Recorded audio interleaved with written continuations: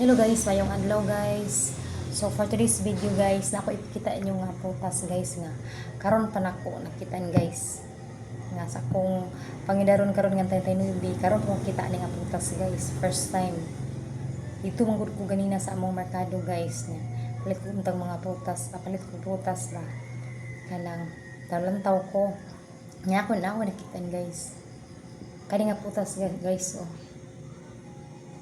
Siya guys. Nipalit ko ang tulo ka buok guys. Siya guys. Kuan daw ni siya, ang pangalan ni nga prutas, passion fruit na ni siya guys. Ang baligyan ni tag G's ang isa. Nipalit ko og tulo niya akong nahangyo og kuan kanang tulo 20. Nakahangyo ko guys. Siya guys. Nakakita mo ani guys kaning usa. Purple na siya no. Tapos sa po to ani gikan sa purple ang iyang color padong siya sa pagka-yellow. From purple to yellow siya guys. Siya guys oh. Ano siya? Ang istorya ani kani nga prutas gikan daw ni sa South America. Yan indot siya nga prutas guys kay rich in vitamin A, C, and fiber guys. Siya guys. Ang kuan ani ang lami ani tamis siya. Tamis daw ni o kasoy og kaon. Masuta gyud ni ko sa lami. Na siya passion fruit. From purple to yellow color. Sige. Ilawan guys, kung say ka ng lasa ani guys, ako ablihan guys ha.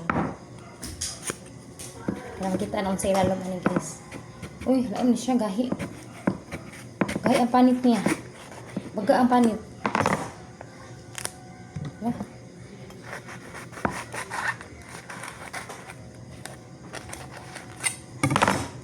Siya guys oh, mo ni.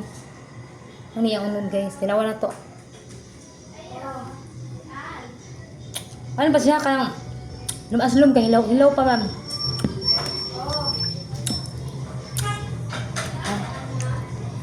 Kanina pong purple atong tilawan guys. Ay ganina kaya hilaw man to aslum. Kaya atong tilawan na po sa iko na ni. Asa.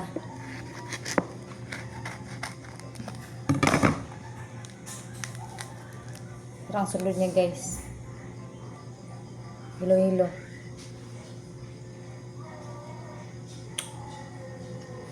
Kuha sa guys. Tamis ng aslom-aslom. Tamis na siya. Kahinog. Yung hinog naman. Nagya pa yung ka-aslom. Juicy kasi siya.